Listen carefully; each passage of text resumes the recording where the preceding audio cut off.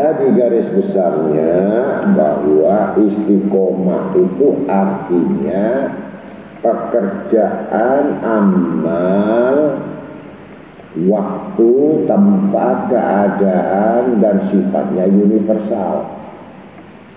Artinya perbuatan rohaniah. Jadi yang dimaksudkan istiqomah itu bukan perbuatan jasad. Jasad bisa diolah, tapi dikuatkan istiqomah itu niat. Nah, dengan niat itu, ya, ini akan bekerja sama dengan rohaniah. Begitu. Rohaniah itu enggak mengenal lelah. Seperti halnya orang punya nafas. Walaupun dia tidur, nafas ada. Ya kan? Kalau nafas tidak ada, berarti kematian. Nah, istiqomah itu adalah sumpahnya roh kepada Allah Ta'ala. Perjanjian roh dengan Allah Ta'ala yang bekerja sama dengan akal untuk bisa menundukkan hawa nafsu. Kalau istiqomah mengatakan dia tidak bisa menundukkan atau merendahkan hawa nafsu, bukan istiqomah, bukan, itu settingan daripada hawa nafsu.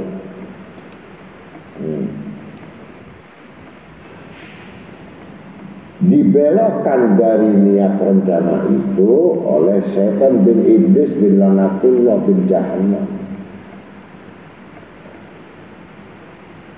Harusnya menuju Allah, dibelokkan selain Allah.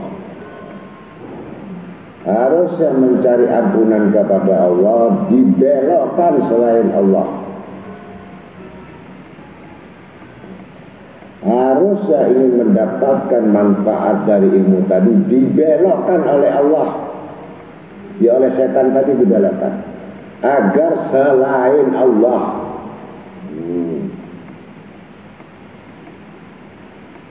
Jadi kalau orang menuntut ilmu di majelis ilmu, kalau itu banyak masalah dan itu banyak keinginan dan banyak hawa nafsunya, apalagi itu keinginan dunia, itu nol. Sama sekali akan tidak didapatkan kecuali kepayahan, keletihan yang tidak berharga. Itulah yang disebut sifat-sifat keledai yang menggiring gandum di putaran-putaran itu saja, tidak akan bisa menambahkan keuntungan apapun. Upahnya apa yang didapatkan? Satu contoh, saya mau berkah dapat rezeki lewat usaha, ya itu aja dia. Nggak ada lain. Dia dapatkan sesuatu apa yang diinginkan. Ada satu, saya dapat berkah supaya masalah saya hilang, ya itu aja. Atau saya dapat berkah penyakit saya sembuh. Ini dianggap berkah orang awam. Karena sisi kenikmatan yang dimaksudkan itu al-fisi. Al-fisi itu adalah bentuk lahiriah, bentuk doiriah. Ketika doiriah itu tidak didapatkan, itu sakit dia. Ya. Kalau doiriah itu terpenuhi, dia mengatakan ini bahwa memenuhi kehidupan saya, begitu. Makanya terasa sakit kalau dia ditambah itu sifat materi atau sifat kesenangan duniawi, dia senang. Ketika dikurangi, diambil, ya sakit. Nah inilah orang yang sakit inilah akan tambah sakit lagi nanti ketika rohnya diangkat oleh Allah. Ini orang penyakit, yang mana penyakit itu tidak disadari oleh manusia.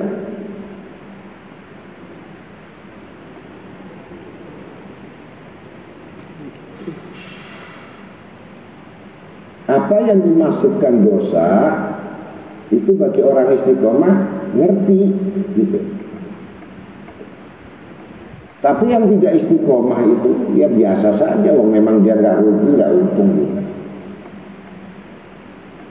Dia ibarat orang bekerja nggak merasa untung, kemudian dia tidak kerja nggak merasa rugi. Memang dia tidak peranan sebagai bentuk orang yang punya komitmen. Orang yang nggak punya komitmen itu bukan orang istiqomah.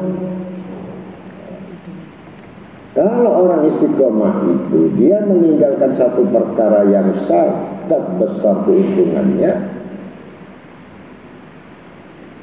dia sangat ketakutan kerugiannya dan menjadi bangkrut. Nah itu orang istiqomah. Tapi kalau orang nggak istiqomah, ya biasa saja. Datang ngaji, nggak datang ya biasa. Karena memang dia datang nggak untung, dia ngaji juga nggak untung, nggak rugi juga. Biasa. Lebih kuat keinginan-keinginannya terhadap sesuatu, apalagi yang tidak tercapai. Bukan berarti kamu tiap hari datang atau tiap Rebo, tiap Jumat datang untuk mengaji itu istiqomah. Bukan itu. Itu istiqomah hari, istiqomah waktu, atau istiqomah tempat duduk. Saya duduk di sini tempat saya, nggak boleh tempat lain. Bukan itu. Istiqomah itu bukan itu. Istiqomah, bentuk istiqomah, ya kan? Yang tadi betul-betul dia meninggalkan apa yang dibenci Allah. Nah, itu istiqomah. Apa yang dibenci Allah? Pertama iblis, yang kedua ada nggak orang yang ngurusin dunia tadi, ya, bisa mengalahkan akhirat. Maksudnya di dunia tadi bisa mengalahkan akhirat. Buktinya kalah memang. Yang kalah itu bukan akhiratnya, orangnya yang kalah. Kan gitu. Harusnya dia bisa untuk mendapat akhirat, karena kepentingan dunia kalah akhirat. Nah ini bukan istiqomah. Beda. Kalau orang betul istiqomah berarti mengalahkan dunianya, kan gitu. Kuat akhiratnya, tapi tanpa membahayakan dunianya, begitu. Ngerti maksudnya? Mengerjakan akhirat bukan berarti merupakan dunianya. Mengerjakan dunia bukan berarti merupakan akhiratnya. Itu orang cerdas. Dia tahu untuk mendapatkan dunia itu sekedar baginya. Yang dia tahu bahwa tidak akan dibawa mati, dia sadar. Kemudian yang akhirat itu dia sadar ini bekal yang benar gitu. Tapi kenyataannya saya bingung ini. Seorang guru tadi bingung. Kelihatannya di ahli akhirat ini, rutinnya luar biasa, ngajinya luar biasa, tapi saya tidak mendapatkan ada asar atau bekas ini orang akhirat. Ternyata orang ini bermasalah. Yang masalah tidak ada hubungan akhirat sama sekali. Jadi masalah ekonomi, masalah keuangan, masalah rumah tangga, masalah hati, masalah pikiran. Ini nggak ada hubungannya di akhirat sebenarnya. Nggak ada. Akhirat tidak bicara itu. Akhirat bicara ya, amal apa yang kamu kerjakan. Yang tadi dijawab fakuruni udhurukum. Kalau kamu mengingat aku mengingatmu. Jadi ibadah ini kalau tidak mengingat Allah, ya jangan harap kamu mengingat Allah. Diingat Allah.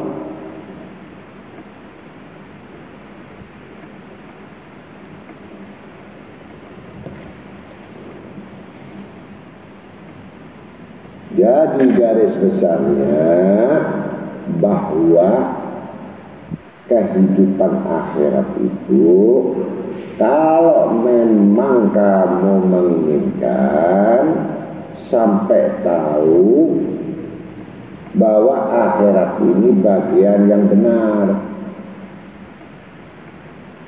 Tapi tujuan tadi kalau menurut tambahan ilmu tadi itu salah lagi.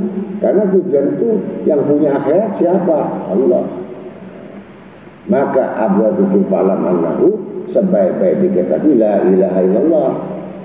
Jadi roh ini itu selalu senantiasa berzikir kepada Allah, itu istiqomah.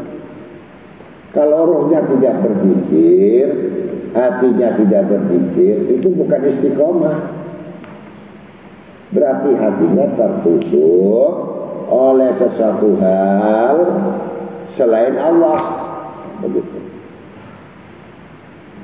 Jadi artinya hati itu kalah dengan hawa nafsu, kalah dengan godaan setan, sehingga lari kenyataan badannya saja yang kelihatan menghadap. Tapi hatinya tidak berkiblat. Kiblatnya siapa? Hati kepada Allah. Kalau enggak, kiblatnya masalah.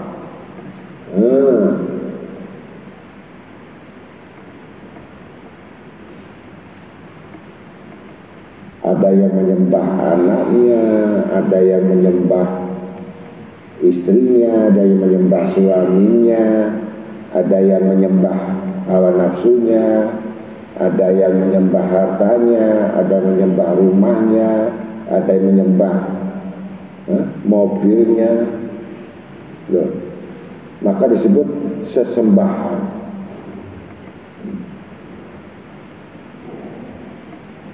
Jadi kalau orang kafir kan punya sesembahan. Sesembahannya apa? Ada yang berupa patung, ada yang berupa sesajen, ada yang berupa macam-macam bentuk, namanya sesembahan. Nah yang ajib ini orang yang mengaku ngaji, yang mengaku beriman. Sesembahannya nggak kelihatan karena di dalam.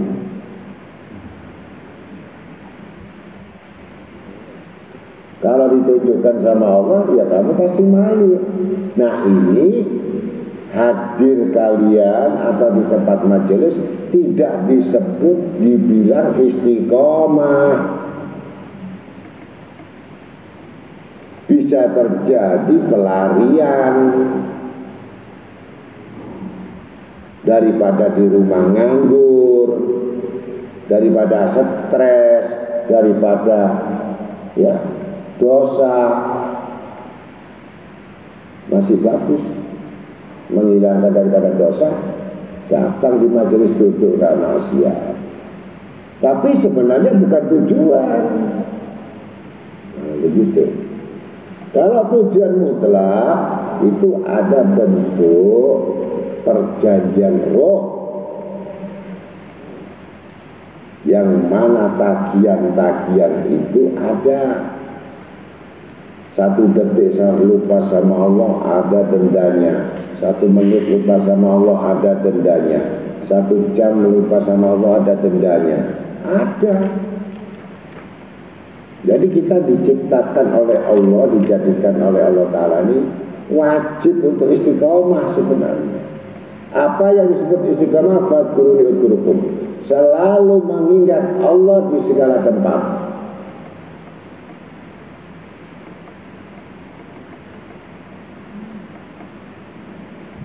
Dalam berbaring, dalam duduk, dalam tidur, dalam bergerak, tidak boleh mengingat selain Allah. Ini istiqomah. Selain ingatan selain Allah, ini penyimpangan, bukan zikir.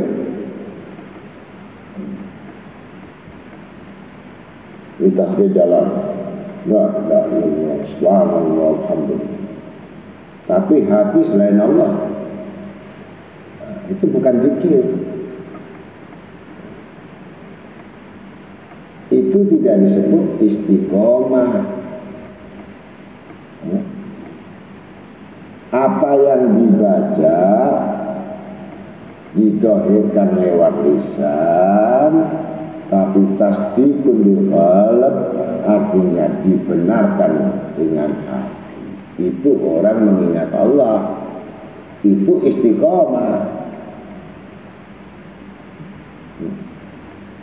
Karena kita tertipu dengan segala sesuatu yang kita lihat, apa yang kita lihat, dan timbul rasa suka dan senang untuk mendapatkan dan akhirnya untuk memiliki.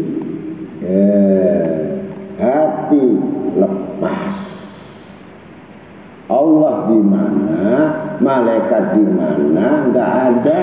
Yang ada apa yang aku lihat, aku ingin dapat.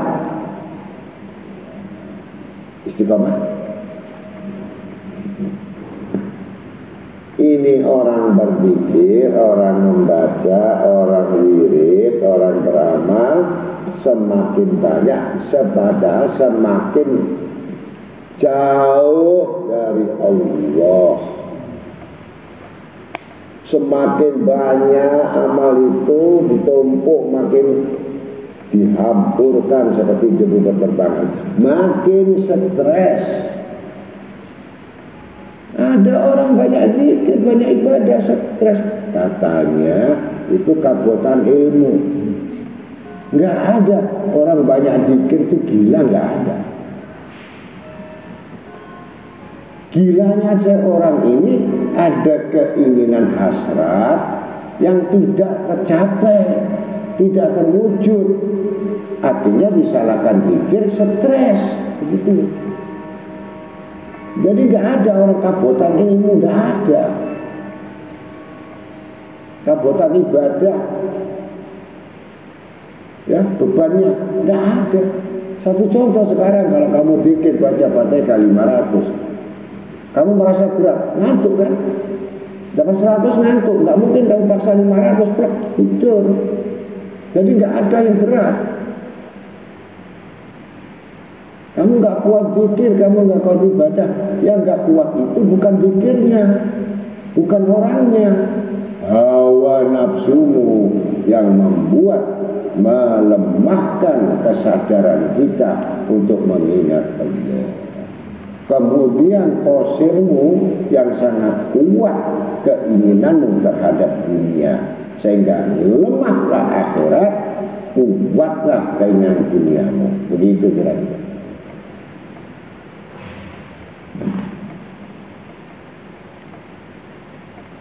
Ketika sudah demikian, sudah jelas, jadi manusia suruh bersyukur, susah. Isinya cuma ngeluh, berintih melulu. Walaupun nggak ngomong, orangnya diem, tapi meledak-ledak di dalam hatinya mengeluh. Kenapa saya begini, kenapa begitu, kenapa ini, begitu. Isinya mengeluh. Ya, model nggak terima dengan Allah Ta'ala, begitu. Ini nggak syukur. Apalagi sabar. Nggak ada lagi yang sabar. Jadi apa yang dipahami, apa yang dimengerti, apa yang diketahui, ya, sekedar hanya pengetahuan, tapi bukan pelaksanaan.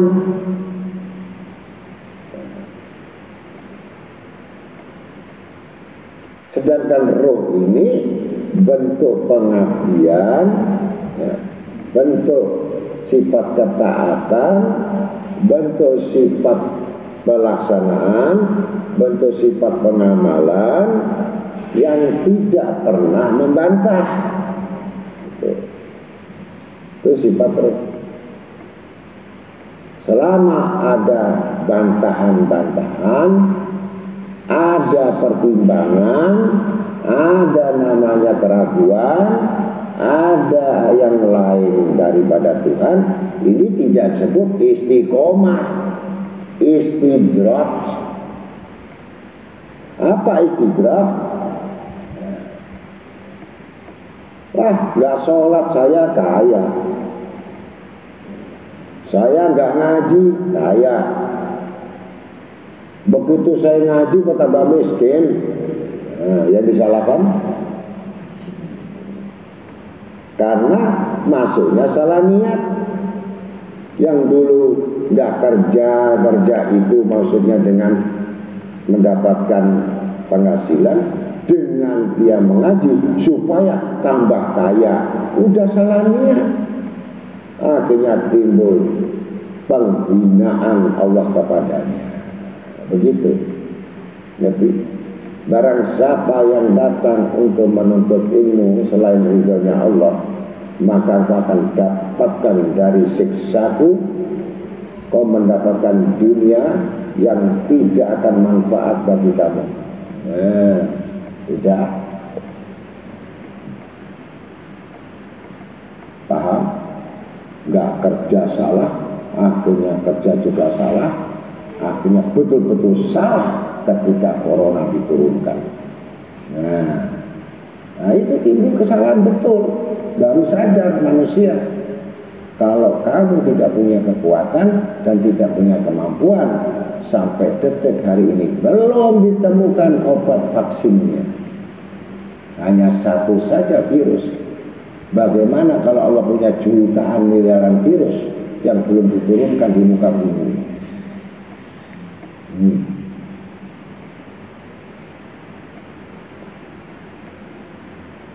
Kalau orang sadar yang demikian itu tidak disadari. Kenapa timbulnya demikian? Kenapa timbulnya demikian? Lalu sabiqul asbab. Tidak terjadi sesuatu menyusahkan orang lain, tidak terjadi pada kesusahan diri, itu atas perbuatan tangan-tangan kalian. Nah, tapi nyalakan orang lain. Susah itu kamu buat sendiri. Stres itu bukan dari Allah hukum kamu. Kamu yang menghukum dirimu sendiri. Nah,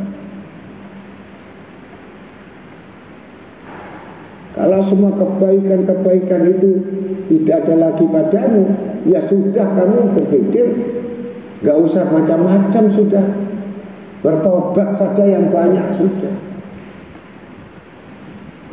sebelum mati, daripada mengangan-angankan gak pernah dapat, yang dicita-citakan gak dapat, hidup susah melulu, rezeki buntu, kebaikan buntu, ibadah buntu, ya udah tobat. Semua kebaikan yang dia dapat karena dosa-dosamu makin numpuk. Kalau makin numpuk, makin sempit baik akal dan hatimu. Pasti dijauhkan dari Allah kebaikan. Ketika datang kebaikan terhalang, ketika mau datang di majelis terhalang, ketika mau duduk terhalang. Andai kata dia bisa datang terus terhalang, nggak ngerti. Datang aktif, dengar nasihat terus, tapi nggak ngerti, nggak paham.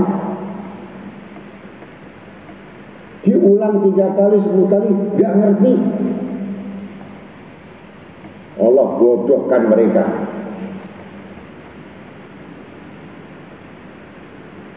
Ya orang nggak ngerti bagaimana.